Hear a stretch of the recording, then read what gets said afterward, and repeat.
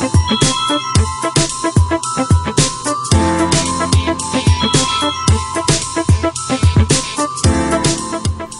Steel Profiles podcast is brought to you by AISC Continuing Education. Visit aisc.org/seminars to find a seminar in a city near you. Welcome to another episode of Steel Profiles. I'm your host, Margaret Matthew, Senior Engineer in the Continuing Education Department at AISC. My guest today is Louis F. Geschwindner, Ph.D., P.E., a former Vice President of Engineering and Research at AISC and Professor Emeritus of Architectural Engineering at the Penn State University. Dr. Geschwindner received his bachelor's degree in Building Science from Rensselaer Polytechnic Institute and both his Master's of Science in Architectural Engineering and his Ph.D. in Civil Engineering from Penn State. He is a registered professional engineer and taught at Penn State for more than 40 years. Professor Geschwindner is past chairman of the Committee on Design of Steel Building Structures of the Structural Engineering Institute of the American Society of Civil Engineers and is currently a member of the AISC Committee on Specifications, chairing its Member Design Technical Committee. Dr. Geschwindner has been an author and presenter in many of the American Institute of Steel Construction's lecture series. Good morning, Lou. Good morning. Thanks again for taking time to talk to us today. Sure. So you had a very long and illustrious career as a professor at Penn State, where you just retired. You'd been a professor for over 40 years. What drew you to teaching? Well, as an undergraduate in an architecture program, I found that I was helping my classmates understand the structures that we were studying and found that I liked that. So when I applied to graduate school, I applied for an assistantship, and I received an assistantship, and I started teaching right away in the architectural engineering program here at Penn State. And things just progressed from there. I really enjoyed it. I found I learned the material better by helping other people learn it. Things progressed, and it seemed to be the right place for me. Do you remember your favorite professor from your college career? Well, as an undergraduate, my favorite professor was Roland Hummel in the architecture school at Rensselaer, and he was a Penn State architectural engineering graduate. I worked with him, helping him prepare slides for lectures, and got to talk to him about a lot of things and really used him as a sounding board as I tried to decide what I wanted to do with my future. When I decided that I really didn't want to be an architect, I was much more interested in being an engineer. I talked with him about graduate schools, and since he was a Penn State architectural engineering graduate, that was one of the places he recommended. And then following up on that, of course, I ended up here at Penn State. And when I got to Penn State, I was in the architectural engineering program, but I took a lot of graduate-level courses in civil engineering. And one of the professors in civil engineering was Harry West, who was a new Ph.D., just got back from the University of Illinois, and I took classes during my master's degree with him, and then when I decided to continue on for a Ph.D., he was my Ph.D. advisor. I have to say that in terms of my teaching style and the way I approach things, I learned an awful lot of who I am from Harry West. What do you hope is the most important thing that your students take away from your classes?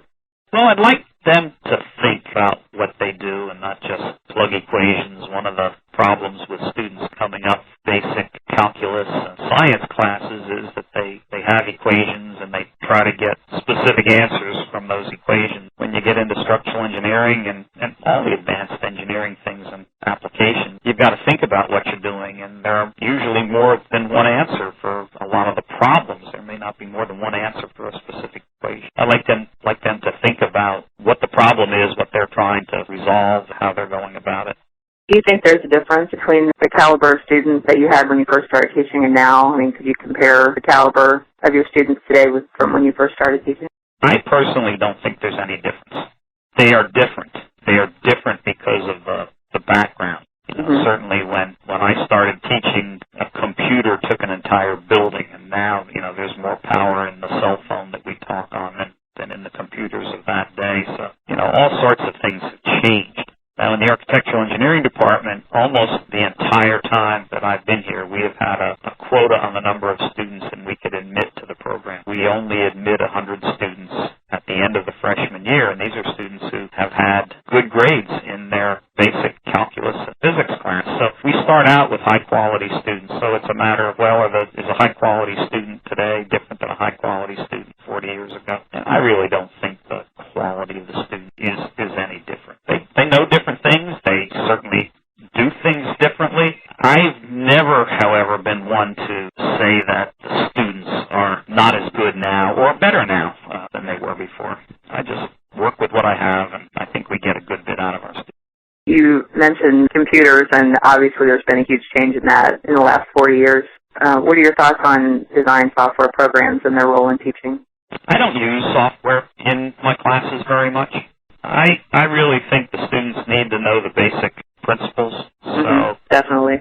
You know, software gets answers, but if you've got the wrong input, you're going to get the wrong answers. Now, when our students progress to their fifth year and are working on their project, we have a year-long design project in the fifth year. There we use software, and we use software to get answers, and then we work with the students on how to interpret the answers and make sure that they understand what the software is doing. I think you can teach a good bit of what we need to teach an undergraduate student without worrying about using software in the classroom. Absolutely.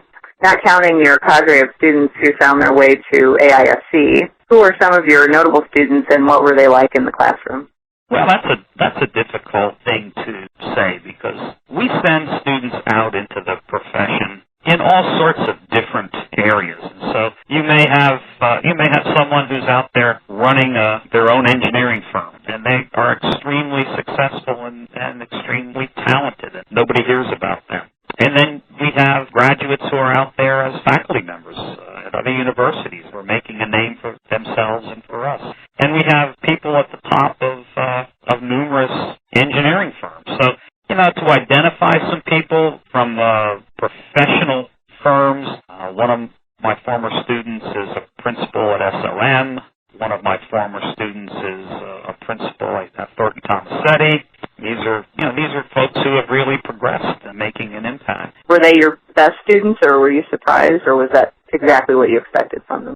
I think it's what I've expected of them. I imagine there are some out there who, you know, if I really looked at what they're doing, would have been a surprise. But the thing is, if they are using the talents that they have, and every one of our students is talented, there's no question about that. Whether they used it during their undergraduate days or not is another story. But, you know, some students have talents in business and in managing an office and making things happen where they might not have been all that talented in terms of crunching numbers or interpreting, you know, design problems. So they go in the direction that's best suited for their talent. What should high school students think about when they're looking at a university if they're thinking about going into engineering? Well, it all depends on the kind of engineering. That my experiences with architectural engineering and working with high school students almost the entire 40 years that I've been here, I always tell them that if they walk to school and go past a construction site and don't even look at it, then they probably aren't really interested in architectural engineering. You know, if there's some interest, if they look and see what's going on, they don't have to spend a lot of time there, but if they at least look and see what's going on, then yeah, maybe architectural engineering is for them. Architectural engineering is kind of a hard degree to find, isn't it? Yeah, there are very limited. Right, relatively few accredited architectural engineering programs in the country, and my knowledge is a bit out of date since I'm not really working in that area in terms of working with our undergraduate programs and things anymore. I don't know the exact number, but, you know, we're probably up in the neighborhood of 15 or 16 accredited programs around the country. And so I have always taken that as a real plus, because when I go to a meeting, I don't tell people I'm a structural engineer. I tell them I'm an architectural engineer. And then I know that they don't know what that means. It gives me an opportunity to explain what architectural engineering is. And then I can talk about the structures and the mechanical systems and the lighting and the electrical and the construction and all the things associated with architectural engineering. You're known for your outrageous and colorful necktie collection. Your students know that you never wear the same tie twice in a semester, or is it in a year? In a year. In a year. So what started that tradition? Well, my stepmother gave me a really bright tie, and that had to be back in the 70s. It just sort of built on that. I really liked it. It was a bright, flowery tie, and I liked that. I've picked up ties in all sorts of different ways. Students have given me ties. Family have bought ties. I've got shopping bags full of ties from people who didn't want their ties anymore. I don't wear them as much now that I am retired. I think my wife is happy that I don't wear ties quite so much. She thinks I need to look more relaxed. If it were really 100% up to me, I'd wear a tie 7 days a week. I really enjoy the tie. I enjoy being dressed up, I guess. I enjoy getting comments on the ties. I try to wear a tie every time I fly on a trip. You know, I'd rather look like I'm a professional on a trip than some slob who's wearing cut-off jeans, holy T-shirts. And Can't imagine you're cut off jeans, Lou. And honestly, I have to say, it's odd to see you without a tie. I think I've seen you without a tie once, and it was very odd. Yeah, it is odd. It's odd for me, too. I'm sitting here right now with a dress shirt on but no tie. Now, my wife wouldn't let me wear dress shirts in the summer because they needed ironing, and she didn't want me to wear dress shirts. But throughout the academic year, I would wear a different tie every day, and I just have moving from one rack to another, so I knew which I had worn and which I hadn't worn. So do you know how many ties you have? No, I've never counted them. So are they going to be slowly phased out and given away now that you don't wear them all the time? Yeah, but I'm not sure I can find anybody to give them to. Not sure anybody really wants my ties. So maybe we'll take them, and I'll have one of my daughters make a quilt out of them. That's an excellent idea. Okay, so you have a reputation for being a very practical academic. Who is most responsible for your common sense? I guess it'd have to go back to my father. My father didn't graduate from high school. He went into the Army during World War II. He was an airplane mechanic. When he got out, he started a business as a mason contractor. And he always had a mechanical knowledge. He could fix anything and build anything. And it was just that way around the house. We did things pretty practical around the house. And my uncles were the same way, so it seemed to be a family trait. And I have brothers and even my sister, who all have a pretty practical approach to things. And so when I ended up in the building industry, it was not a surprise. I mean, that's what I grew up with. I've never been all that excited about talking high-level theoretical things when you could just explain things in some simple way that people could understand. Mm-hmm. That's the approach that I took. It's always seemed to work a whole lot better with students if you explain things in a way that they actually could understand it. I think that's something that makes your seminars that you do for AISC so great, too, is that you just sit and explain everything so easily and everybody just totally gets it. Well, that's the goal, anyway. Mm-hmm. Yep. Well, I think you achieve it. You said that your father was a mason contractor? Right. Did you ever work with him when you were younger? Oh, yeah. Summers, lots of summers carrying. I told somebody the other day I used to be able to carry a 12-inch concrete block in each arm. Wow. And now I can hardly pick one up. Well, that was probably a lot of good exposure, good experience before you went into college. Well, I wanted to be an architect. I grew up around building. He built homes, and architect designed homes. I was around that all the time, and I thought I wanted to be an architect. I thought I wanted to go back home and work for the local architect kind of. As my academic career developed, I realized that really I was not an architect. I didn't think like an architect. I thought more like an engineer. So that's why you switched. Yeah. Well, I think you made an excellent decision. Well, I've been happy with it.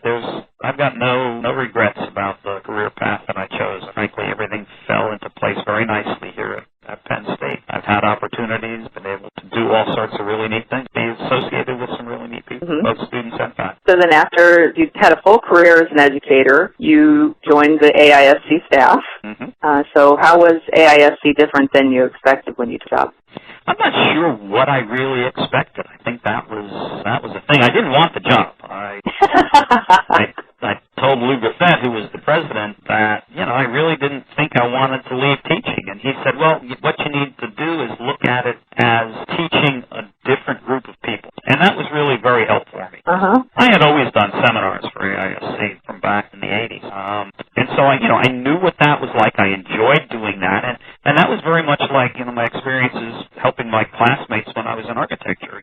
You'll learn it so much better if you're going to stand up there and talk about it that I really enjoyed doing those seminars. So, as I thought about the possibilities, and then I arranged with AISC that I could continue to teach one class a semester at Penn State. Of course, one of the big things was that I wasn't leaving State College, so I was not going to move to Chicago to be vice president of engineering. And Lou Griffith agreed to that, and that was primarily because, the next in command in engineering was Charlie Carter, who was a former student of mine, and we had an extremely good working relationship. And I guess Lou Griffith knew that would work. I think it did. I think we had a good run at making some things happen at AISC. Certainly we brought out the new unified specification, 13th edition manual. There are all sorts of things that we accomplished over that period of time. But I enjoyed it. Now, like I said, I don't know that I thought too much about what it would be like so that I could say that it didn't meet or it did meet my expectations. It is amazing how much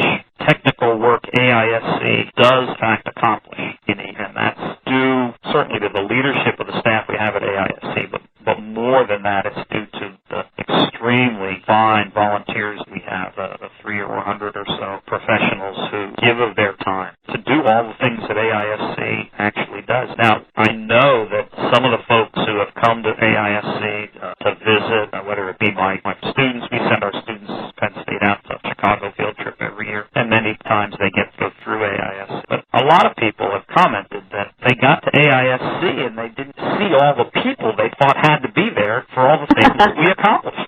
It's just such a small group. Yeah, you think we have a much bigger staff. Yeah, right. And it's because of the volunteers. That's really what makes AISC. Absolutely. And that leads right into my next question. You've been AISC committee member, both as a staff member and as a volunteer. So could you share some insights about AISC committee work? Well, as obvious from my previous comments, it's extremely important to AISC. And it's really a great thing, I think, for the volunteers who are involved. When I was involved in things before I became a staff member, it was exciting to be involved with the forefront of what's going on. You're working with researchers who are finding out new things and bringing them to committees. You're working with practitioners who are pushing the limits of what structural engineering with steel is all about. And you're in the same room with these folks. And you'll learn an enormous amount just from talking about things that are going on today in the profession, what's going on back at the university or what's going on in the office down the street. But it does take a lot of time and effort on the part of the volunteers. AISC committee work is not a place to go if you want your name on a committee just to put on a resume, because there is a lot of work to be done. And if you are on a committee and you're not pulling your fair share, it's going to be obvious, because there are other people on that committee who are doing a lot of work. And so when the workload gets distributed within the committee, and keeping in mind they're all volunteers, you can't just sit there and sort of slink away without getting an assignment. You're going to get an assignment. Your colleagues are going to be working with you, and they're going to be expecting. You said you're going to review 2 design examples by 3 weeks from today. Then there's likely to be a conference call, and you're going to talk about it. So it's demanding, but it's extremely rewarding. You recently retired from AISC, where we talked about you were a vice president, and among many other things, you were very involved in the continuing education program. What value do you see in continuing ed for practicing professionals? Well, things are always changing in the profession, and the professional needs to be knowledgeable about what is changing. It's very difficult for engineers to want to change.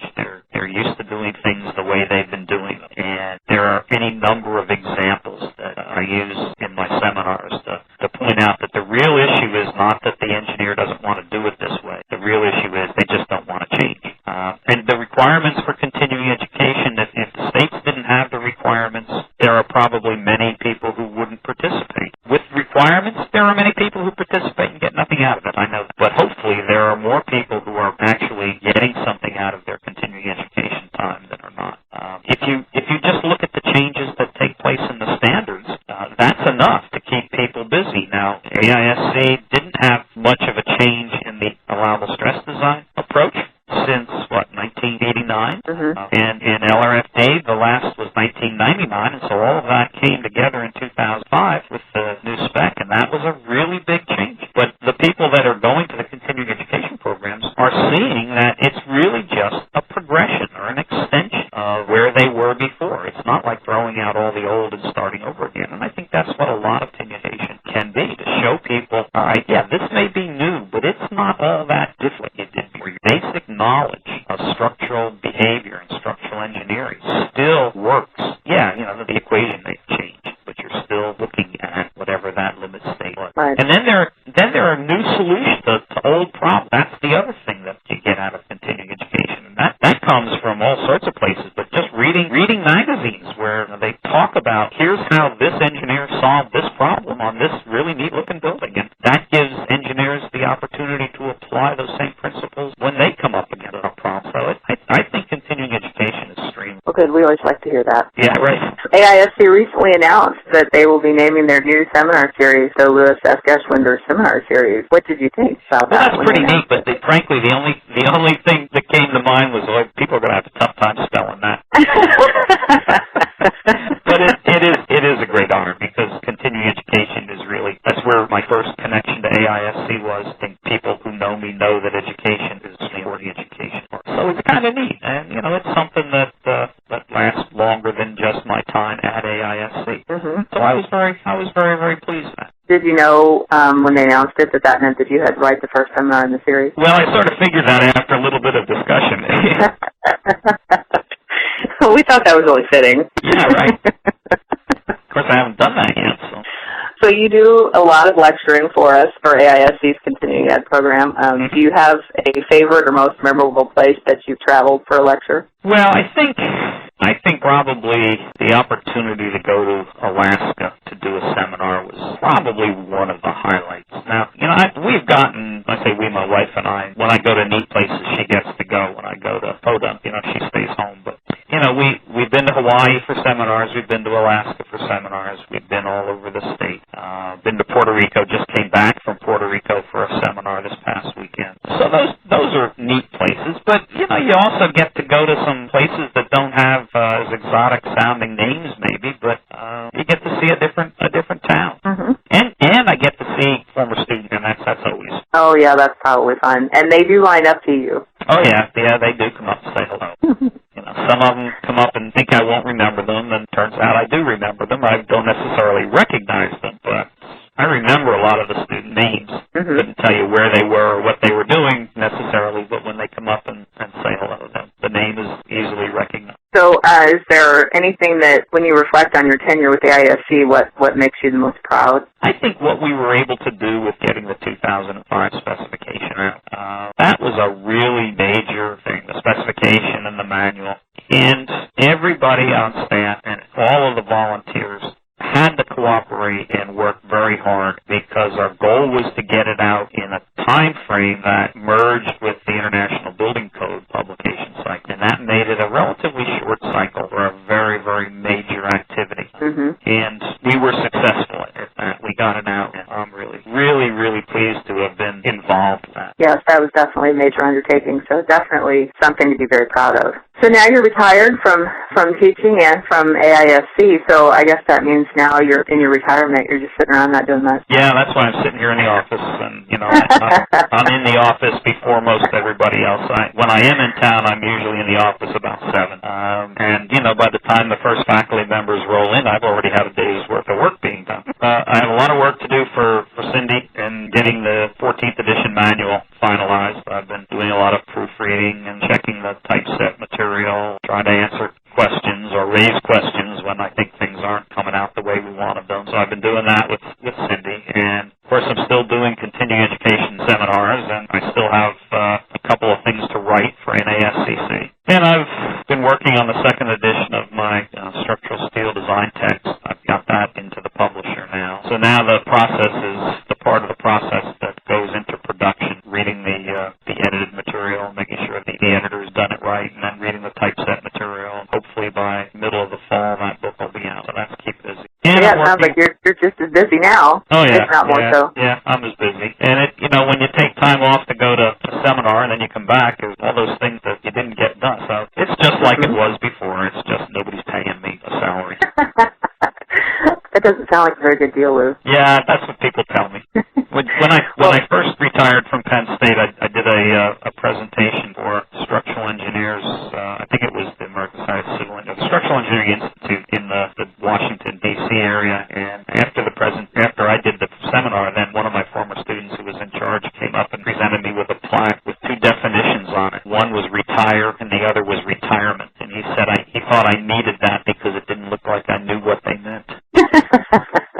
I would definitely agree with that. But we're glad at AISC that you're still very involved with all the things that you do. Well, it's hard to stop. I mean, if you're dealing with things you enjoy doing, it's not really like it's work. And it's always been that way. I walk to work. I've walked to work every day, except when I can bum a ride with my wife. But I walk to work, and over the years I've thought a lot about, what would I be doing if I didn't do this? What would I like to do? And, there's nothing I'd like to do different than what I've been doing. I just really enjoyed my teaching and my academic career, and I enjoyed the AISC career as well. That's great. I don't know that a lot of people can say that. Yeah, I feel very, very fortunate. So, books. You said you're working on your textbook? Yeah, the second edition, bring it up to date with the 2010 specification and the 14th edition manual. And I've gotten through the writing. We sent it out for reviews, got that back, and I made the revisions. So now it's really now in the publisher's hands. So it's all the publishing process now. So other than your own book, could you recommend any books that every practicing structural engineer should read? Well, I suppose they ought to read the Steel Manual.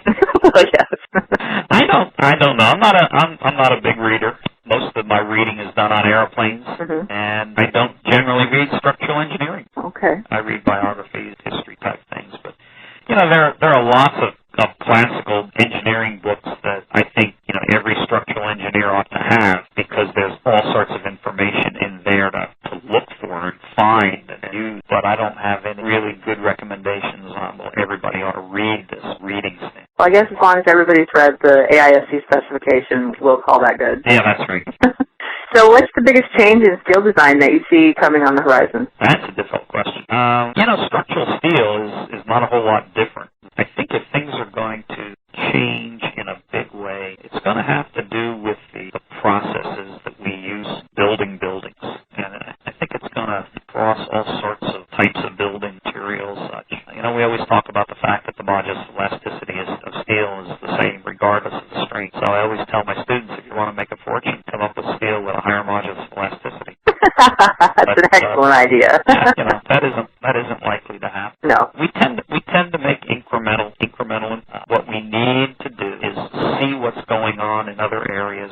Can we bring those things to bear on what we do now in structural steel? One of the ideas that I have had for a long time, couldn't we find some glue that we could glue our steel together? Now, the guys in bolting and welding wouldn't necessarily like that, but we have glue experts then. Yeah, that's right. We have glue experts. And, the way buildings are built has got to change. We still have the same kinds of buildings that we've had for a long, long time, and their interaction with the environment is more critical today than it has ever been. So all of the things associated with energy use in build need to be addressed. And I think structural steel as a structural material is well situated for dealing with how we might change the way we build buildings. Different kinds of exterior skin that can react differently to the environment. The structure is inside that and holds it up. And because steel is so strong and relatively small cross-section, it doesn't get in the way of what the skin is trying. So I think there's some real up there. It would be neat if we could find a nice automated way to do more with our construction. There have been a number of things tried over years. Some get lost. I think down the road we're going to see people going back to things we used to do or that have been studied 40 years ago. They weren't economically feasible then, but the economics has changed, so there may be ways. But if I really had the answer to your question, then I would just go to Tom Schlafly and say, Tom, this is where you ought to do all your research. And he's asked me that question a lot, but I haven't been able to give him much of an answer. So maybe not just one big thing, but a lot of little things. Yeah, right. Yeah.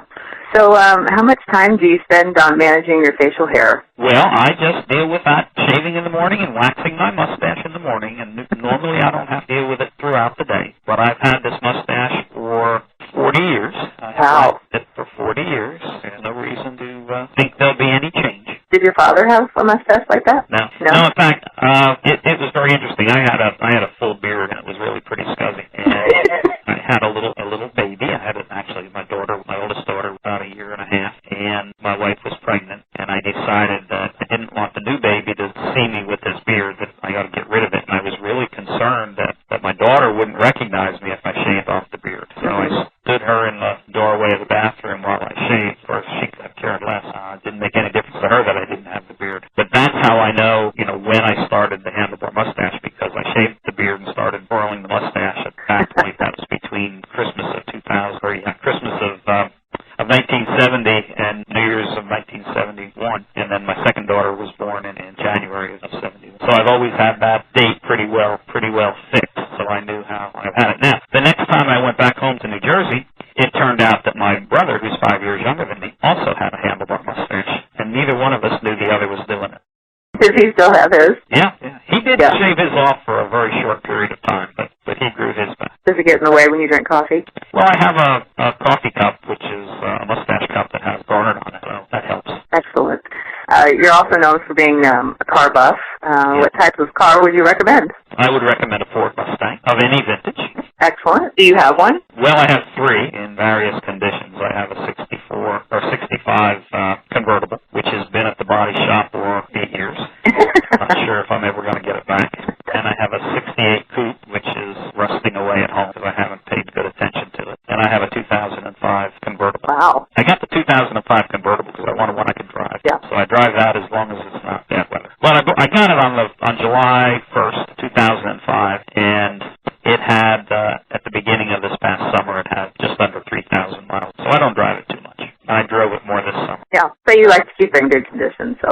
bring in good weather. That's right. Right, which we haven't had much of this winter. Yeah, that's for sure. So I have one last question for you. I'm sure you're a proud grandfather, so why don't you tell us about your grandkids? Well, I have 9 grandchildren. My oldest is 14, and the youngest will be 3 in March. I have 3 daughters. Each daughter has 3 kids. I have 5 granddaughters and 4 grandsons. That's a nice even distribution. Yeah, it works pretty well. Actually, that's 9 kids, and that's enough for a baseball team. So for Christmas, I got a polo shirt with Grandpa's All-Star team on the back of it, and each of the kids is playing their appropriate position based on the numerical identification of baseball players in the field. So everybody who looks at it is just impressed that my wife knew enough to put all those kids in the right positions. Yeah. Do they all live close to you? One family lives here in State College, and then the other 2 are about 2 hours away. Our oldest daughter lives in Red Lion, Pennsylvania, just south of York, and our middle daughter lives in Lebanon, Pennsylvania, and they just moved out. They were in Loveland, Ohio for 3 years, and they just back. So yeah, they're all pretty close. We get to see them. That's great. Well, I think that concludes our interview. Okay. Hopefully you've got something that somebody wants to listen to. Oh, it'll be great. This has been a presentation by the American Institute of Steel Construction. Join us next month for an interview with AISC Vice President and Modern Steel Construction Editor Scott Melnick. For more information on AISC continuing education opportunities, please visit us on the web at aisc.org/seminars. And remember, there's always a solution in steel.